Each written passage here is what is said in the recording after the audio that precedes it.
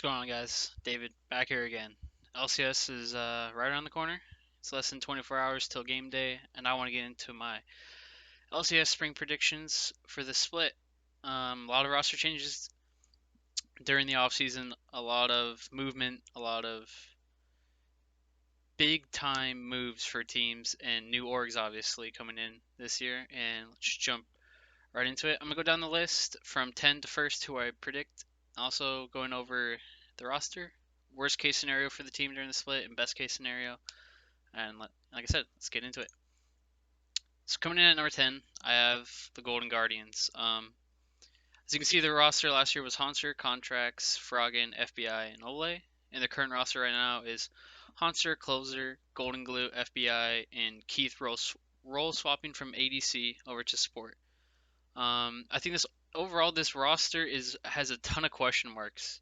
Can Closer prove that he's worth an import slot? It's a big question for me, because we really don't know if he can perform with all these other top tier junglers.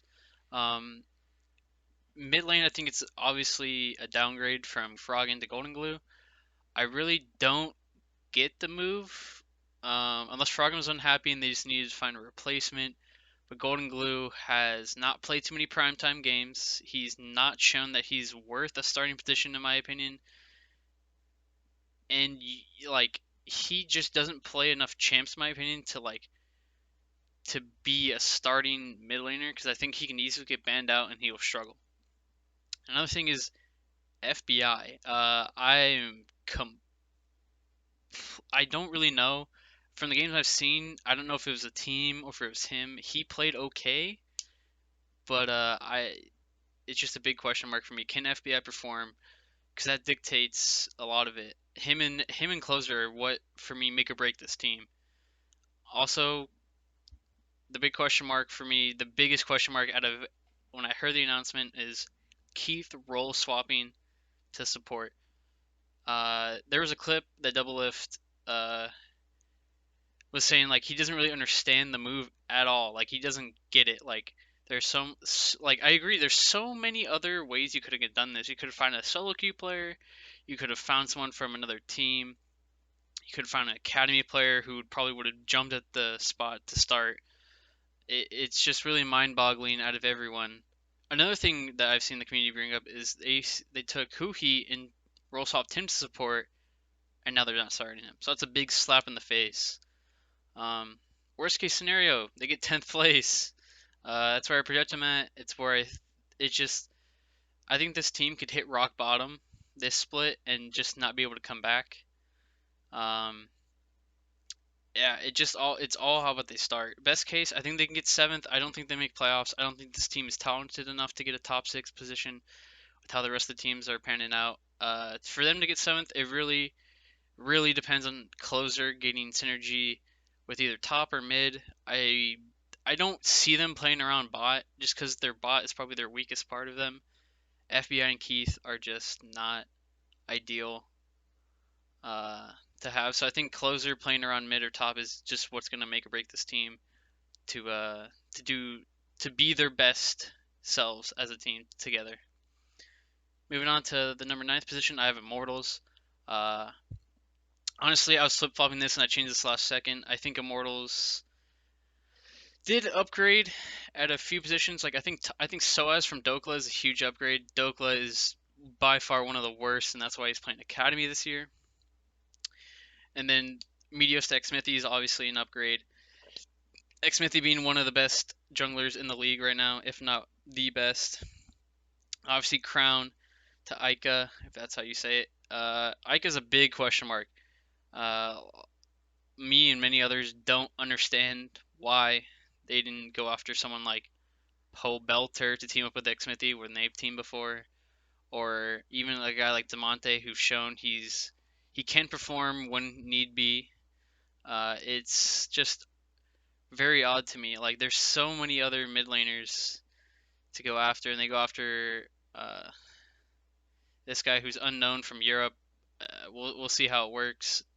I don't have high hopes for him. I think he's pretty much gonna be what this team, like I said for last team for closer, I think Ica is the make or break point for Immortals. Arrow to all tech. It depends on what all tech you get. I mean, you really don't know what all tech you're going to be getting. Is it going to be the all tech that fizzed out and can only play Callista, or is it going to be the all tech who was popping off and their team was first? You just really don't know. Um, I, from Big to Hakuho, I think it's a slight upgrade. Hakuho has also shown that he can perform when needed, but sometimes he just doesn't play well. So I think it's a slight upgrade. I think worst case scenario they could fall to 10th. I think best case if everything works out, Ica plays well, Xmithy plays well, Soaz just I don't see them playing around Soaz too much. So I think he's just gonna have to be like an impact where he's just gonna have to eat it up and hope during team fights he can do stuff. So I think best case, I think they could slip into playoffs if everything works out, playing around Xmithy. If Ica turns out to be a pretty good mid laner and bot lane can hold its own. Moving on to number 8, we have Dignitas, formerly known as Clutch Gaming. Uh, they kept Huni. They signed Grig, got Frog in, signed Jensen, and then got Aftermath. So this team saw a pretty big overhaul. I was pretty surprised to see they let go of Demonte, but they do get Froggen, which I think is a slight upgrade. Froggen has a pretty big champ pool. Um, he has his own read on the meta. Obviously, he has a lot of picks he can pull out. I want to say he had the most unique picks in LCS. Maybe I'm wrong about that, but I'm pretty sure that was it. Um, Lyra to Grig, I think is an upgrade depending on what Grig you get. Uh, Last time we saw Grig, he was not too great. Before that, he was pretty good. So it depends on which one we get. I hope he's motivated from his his ending with TSM was kind of interesting. So we'll see how motivated he is this year. Um, Cody Son Johnson. Johnson is a really interesting player because there's been a lot of talk about him from solo queue.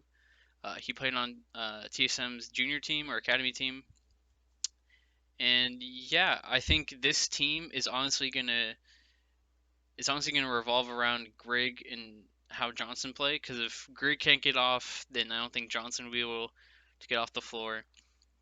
Uh, Vulcan Aframu. Uh, Most people call it a downgrade. I think Aframu brings uh, different aspects to the team compared to Vulcan. I think Aframu is definitely more of a leader. Obviously, his gameplay and mechanics have gone down a bit over the years, but I still think he has some of the tank. Um, yeah, the question for me is also is Huni worth the $2 million apparently that he signed for? Because that's a lot of money to give to one player who was lackluster, to say the least. But yeah, I think worst case this team can completely bomb and get 10th as well. It's just this team is very volatile and just depends on how well they synergize and how fast they get off the ground. Because if they start off rough, I see them sputtering around this 8th to 10th spot. But if things go well, I think they could get 5th place. I that just it's gonna take a lot for them to do. It's gonna also take some other teams to not be performing well. But yeah, I predict them 8th, but worst 10th, best 5th. Let's keep it moving. Number 7, we have FlyQuest. Interesting thing about FlyQuest is they kept majority of their roster. They replaced Pole Belter with Power of Evil. Um, they had JJ and Wood did last year, and this year they have Ignar, which I think Ignar is definitely a better player than Wood did and JJ. So I think he'll help them out there. I just really think this team comes down to can they play around Power Evil? Can they adapt to his playstyle? Or are they going to make Power Evil adapt to their old playstyle? I don't think that'll happen. I think they'll play around Power Evil just like how COG did, and they had pretty good success. My thing is also can Viper step up because Viper was not great. He wasn't bad. He wasn't good. He was just there, kind of. So I think for this team to do well, I think he definitely has to step up, and I think this team really needs to synergize early, like I said for Dig, because they don't really have the best players at their positions. So it's gonna come down to team fighting, and if they can synergize and shot call really well, I think they could finish fourth, or I think their best case scenario is fourth place. That's pretty high. This team did finish quite high in spring last year, and then fell off during summer and didn't make it through the gauntlet. But yeah, worst case, I think they're eighth. I think they're way. I think they don't finish ninth or tenth just because they're just too talented. I think, but yeah, I think Ignar, Power of Evil are definitely upgrades. If I at least Power of Evil is a side grade, it's very interesting that he decided to go there. But yeah, I think this team could be a playoff team if everything works out, but I predict them not just because I think the rest of the teams are better, and we'll get to that. Moving on, got the new roster or the new team, excuse me, of Evil Geniuses. They did not have a former team, so they started off with a clean slate, and the and the players they decided to pick up were a lot from Cloud9. They got Kumo, Svenskeren, Jizuke, Bang, and Zazel. I think these are pretty good pickups. I really like Kumo. I definitely thought after he played a few games for Cloud9 during next offseason he was definitely going to get picked up. I didn't know where, but I definitely knew he was talented enough and definitely would get spotted and be picked up. Svenskeren, obviously MVP of last split during summer, played really well with him and Niski. Um, yeah, I think a lot of this team is going to revolve around Jizuke and Svenskeren trying to synergize, trying to get something similar to what C9 had with Svenskeren and Niski. It just comes down to can Jizuke return to form and just be the absolute beast that he was. People call him Italian Stallion for a reason. It just comes down to that. I really think that this team is a really interesting team. I think it's very volatile and can really change because it's just this. It's such a weird team. Like Bang, Zazel, Jizuke, Svenskeren, and Kumo. Like it's just a weird mix to me. It's gonna be really interesting how they come together. Um, because if they do, as you can see, best case scenario, I can see them getting third. If this team really starts going, it's gonna be pretty tough to beat them. Um, but at the same time, you never really know. I have them in I believe sixth place is playoffs. Uh, you check the the bracket again, but yeah, sixth place is pretty decent. This is just all based off paper. Because like I said, there's a lot of question marks here. Can Jizuke and Svenskeren synergize? Can Bang and Zazel work together? It's gonna be really interesting who they play around, how they play. Uh, I think it's gonna be pretty interesting to see if they play like C9 last year. Just can't wait to see. And let's keep moving on to fifth place, which I have 100 Thieves. And this roster is super interesting to me because they brought back three of the five players they had uh, during the split where they went to the finals and lost to TL. I think picking up Papa Smithy as the GM was a really big move for them. I think he has the right mentality. He knows what what works and what doesn't. He understands the risk of getting someone like Ryoma in the mid lane and getting like someone people that synergize pretty well with Stunt and Cody Sun. So I think this roster has a lot going for it. It's just a matter of them putting it together because they were quite close to winning an LCS championship. They were they were right there. Yeah, let's go over them. Uh, Bottom line for me is can Ryoma perform? Can he do it? Because I think that's what it comes down to. Because some days a beast, some day is definitely a top laner. Back when he was playing, Meteos is definitely a good mid laner. They from last year to this year, this team is just tenfold better. Like it's not even close. Like every position, I'm not pretty sure. I am for sure that they've upgraded in every position. The only position where it might not be an upgrade is from support, but I think it's really important that they synergize well and that Cody Sun and Stunt are comfortable with each other and able to play together. But yeah, Stunt doesn't have to play great. He just has to just has to be good enough for him and Cody Sun to win bot lane because Cody's really talented and Best case, I think this team could be second place. Like bottom line, this team could honestly contend for a top two position if everything works out well.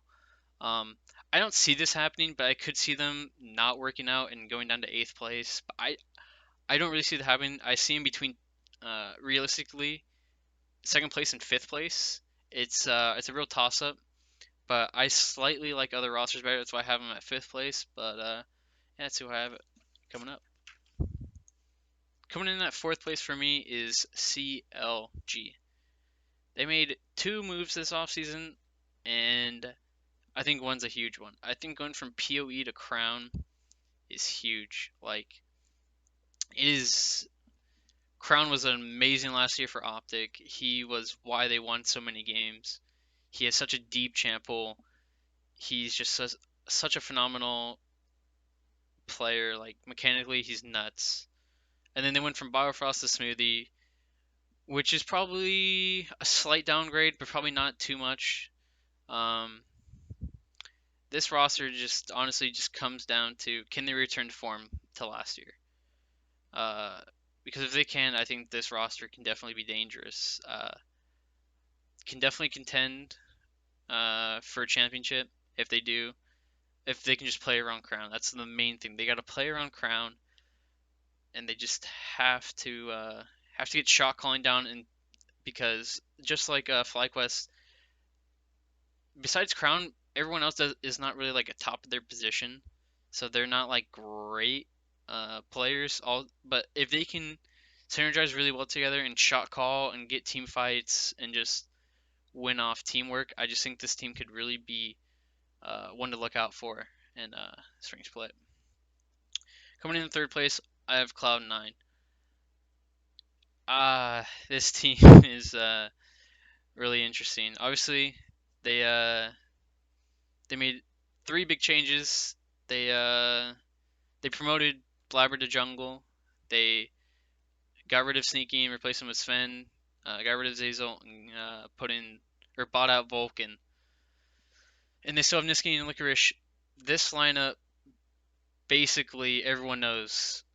Can Blabber be consistent enough for this team?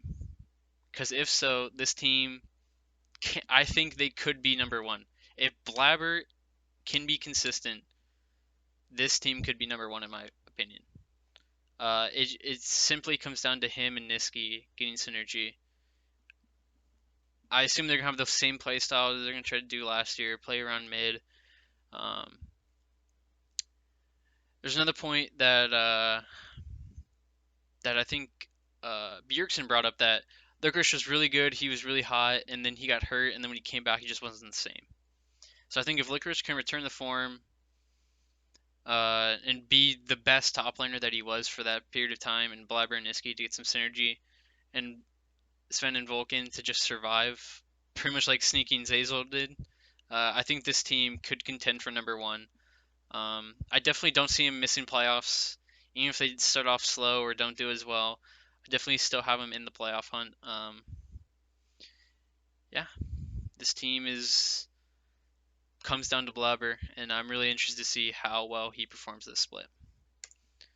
Coming in at second place, I have DSM. I know it's quite wild because last split it didn't look good, but in spring split last year they put together a great run to the finals and was one game away from winning a championship. But to be honest, I think I think they made major upgrades at jungle and support. I think bringing back Biofrost was huge for them. When they let him go, I was very surprised. He was really good, and even though he was in Double Lift Shadow for most of that, he looked great on CLG. And the fact that they brought him back was incredible. Dardoch is the biggest wild card here. Um, It's literally depends on him because, as all TSM fans know, the jungle keeps changing. They keep changing out junglers, and you just never know how well they're gonna do because they always bring in these carry junglers and then they just throw them on to tanks. And I think they would be mistaken if they did that with Dardoch. That is not his play style. He can do that. He's shown he can. but you gotta let this guy go. You just really do. Um, Bottom line, this TSM team comes down to playing around Bjergsen. Last year, I didn't understand their play style because you have one of the best mid laners in my opinion, and you just don't play around him. Like, yeah, maybe you think he can get his own leads and stuff, but he is best when you give him the kills and he can go impact the other lanes and he can absolutely 1v9 games. Like we've seen it before. I distinctly remember a game against TL where he was fed on Akali and absolutely 1v9'd him to I think they won that game, but he was 1v9ing that game so hard and he's just so talented as a mid laner. Like not playing around him would be a mistake. And Kabi and Biofrost literally just have to be self-sufficient. It's bottom line. I think that's this meta. I think it's playing around mid and top, preferably mid, probably, and just impacting other lanes. I think playing through, you definitely can play through bot, but I think mid is just way better for most teams. But yeah, this team, it's Dardoch and Bjergsen are bust pretty much. As talented as BB is, don't play around him. It just didn't work out last split, and yeah, they could get number one. I I should probably change six. I don't think they can get six, but that's like if everything goes wrong and the team like absolutely blows up and like tilts each other and stuff. I definitely think they'll be definitely at least top four. This team's too talented to not be there. Coming in at number one, no one's surprised, but Team Liquid, they've done it so many times now. It is just nuts. And the only roster change they made was pretty debatable. They let go Xmithy and brought in Broxa, who right now, if you don't know, has visa issues, so he's not here. So Shern or Shernfire, I'm not too sure what he goes by. He's probably gonna be playing unless Paul Belter plays, which would be kind of funny. Yeah, this team is just can do it all. Like you can play around anyone, and this team can just win. It's just nuts. Obviously, we know how talented they are in LCS. They aspire for bigger things. Double F Core GJ is just untouchable as the best bot lane. Jensen is definitely at least a top two, top three. You can't take Jensen out of the top three mid laners, in my opinion. So probably top two mid laners. Impact is just he just plays so well. It's so tough to kill him sometimes, and he just eats it up if you just keep going there because they keep getting double lift or Jensen fed, and you just get behind. Uh, yeah, if once Broxa comes and the team can get synergized, I think he can be as good as Xmithy. Uh, Slightly different champion pool a little bit. Broxa is definitely used to a high octane with playing with Fnatic because they've fought a lot. But yeah, I think this team can easily be number one. It's for them to be third, they have to get off to a really slow pace without Broxa, and for him to come in like maybe week 3 or 4, I don't even know like how long it's gonna take him to come in, but third place for me is like if all hell breaks loose for them, you know. So first place is definitely where they expect, is what they want. The big question is Broxa an upgrade or was it a mistake letting go of Xmithy? They just got to keep doing what's been working for them because you know they've won so many times now, and just don't get in your own heads. Just keep grinding every week, and this team will definitely be number one. So I just have some final thoughts before the video's over. Of course, things change every week with new metas, new patches, people understanding the meta differently and stuff. Players get subbed out, that can change the entire dynamic. Someone gets hurt, someone's underperforming, that changes things. So obviously, this is all just me looking at the paper, looking at the roster, and just interpreting it as my own. Like again, it's only spring split, so there's definitely time for teams to experiment, sub out, put in academy players. And of course, this is all my opinion. You don't have to agree, but let me know where you guys think each team falls. Um, it's definitely an interesting split. I think I think every team besides TL is up. Like every position besides first for me is pretty much up for grabs. So I'm really interested in what you guys think. Once again, thanks for watching, guys. Like, comment, subscribe as always. Share on social media if you really enjoyed it. Thank you guys once again.